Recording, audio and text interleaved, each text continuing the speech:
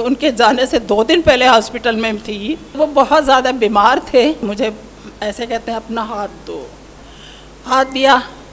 कहते हैं तुमसे एक निवेदन करना है कि श्यामदेव से मुझे एक भजन सुनवा दो। तो मैंने कहा कौन सा भजन सुनना चाहेंगे आप? कहते हैं ज्योति अभिनंदन तुम्हारा, मौन अपने आंसुओं से कर सकूं आराधन तुम्हारा। ऐसा एक भजन है जो अच्छा गाता है, सुना दो।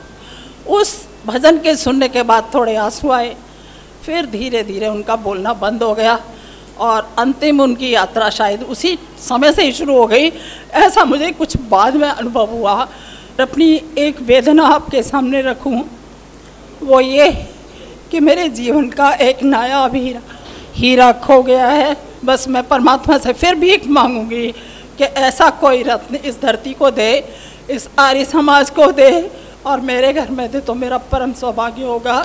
यहाँ पर पधारे उसके लिए आप सभी लोगों का बहुत बहुत धन्यवाद। पर अपनी एक वेदना आपके सामने रखूं, वो ये कि मेरे जीवन का एक नायाब हीरा खो गया है। परमात्मा ने या किस मेरे पुण्य और अपुण्य के कारण मेरे साथ दोनों ही स्थितियां दी। मुझे वो दिया लेकिन मुझसे पहले वापस ले लिया। ये मेरे जीवन की पीड़ा पहली। और दूसरी पीड़ा ये कि मैंने परमपिता परमात्मा से ये प्रार्थना की थी कि प्रभु मेरे लिए नहीं इनको जीवित रखो तो कम से कम समाज के लिए तो रख लो। समाज में यदि एक का भी भला होता है तो समझो मेरी ज़िंदगी सफल है। और मैंने अपनी ज़िंदगी में, हम दोनों एक ही मिशन के पुजारी थे, ऋषि दयानंद और आर्य समाज। और इसी कारण मैंने घर में रह के और उनको बाहर ऐसे छोड़ दिया जैसे जंगल में शेर। वो जहाँ भी जाएं मुझे कोई चिंता नहीं थी, उन्हें मेरी कोई चिंता नहीं थी। लेकिन वो आर्य समाज का प्रचार करें, इसकी इच्छा उनकी भी थी और मेरी भी ये परम इच्छा थी। इस इच्छा को परमात्मा ने यहीं मेरे लिए और उनके लिए समाप्त कर दिया। बस मैं परमात्मा से फिर भीख मांगूंगी कि ऐसा कोई रत्न इस धरती को दे, इस आर्य समाज को दे और मेरे घर में दे तो मेरा परम सौभाग्य होगा। इस प्रार्थना के साथ मैं उस प्रभु का धन्यवाद करती हूँ। आप कोने कोने से पधारे, मेरे दुख में भागीदार बने, मेरे बच्चों को आशीर्वाद दिया, उसके लिए मैं आप सभी की दिल से बहुत बहुत आभारी हूँ। एक बात उनकी विशेषता की कुछ बता दूँ, 1 मिनट मुझे आप टाइम देंगे? जब वो बहुत ज़्यादा बीमार थे तो पारिवारिक स्थिति आपकी पति पत्नी की सबके घरों में है। मैंने उनको कहा अरे क्या है भगवान को, हम लोग आर्य विभिन्न रोज़ पाठ करते हैं, रोज़ हवन करते हैं और सर्वशक्तिमान सर्वशक्तिमान ऐसे कहते रहते हैं।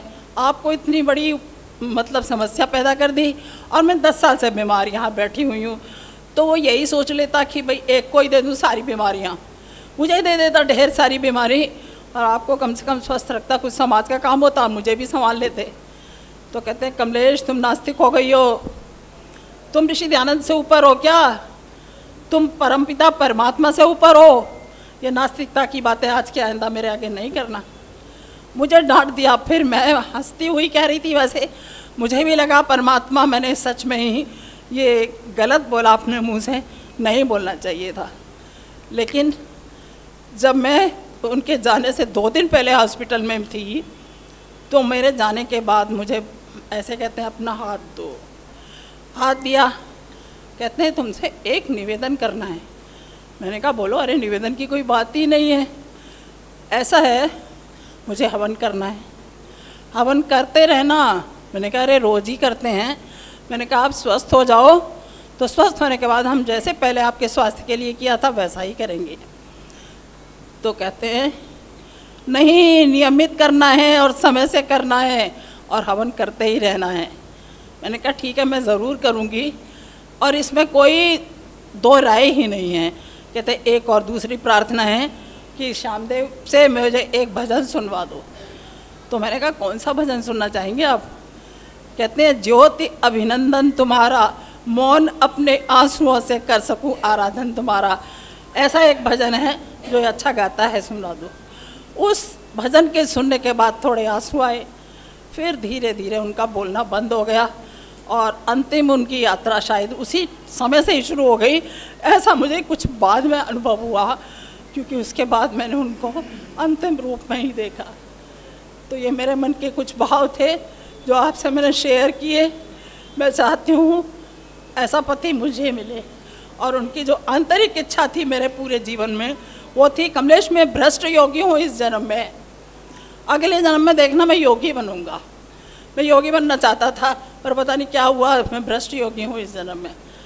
तो मैं उनको मजाक में कह दिया कि मेनका ने तपस्या भंग कर दी थी, अगले जन्म में अगर आप योगी बनोगे तो मैं आ जाऊँगी, मैं छोड़ने वाली नहीं हूँ।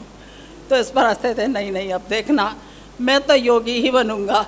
तो मैं कहती हूँ परमात्मा आप सब महान आत्माओं के आगे बोलती हूँ, परमात्मा उन्हें योगी बनाए, समाज का काम कराए। मेरी जैसी जो स्त्रियां हैं वो तो उनके चरणों की दासी बन के दूर बैठ के ही सौभाग्य का अनुभव कर लेंगी। ऐसी मेरी प्रभु से फिर प्रार्थना, उनको योगी बनाए, ऋषि दयानंद का भक्त बनाए, समाज का उद्धार कराए। और आपने मुझे जो सहारा दिया है इस दुखद वक्त में, मैं बहुत बहुत आभारी हूँ आपकी। धन्यवाद।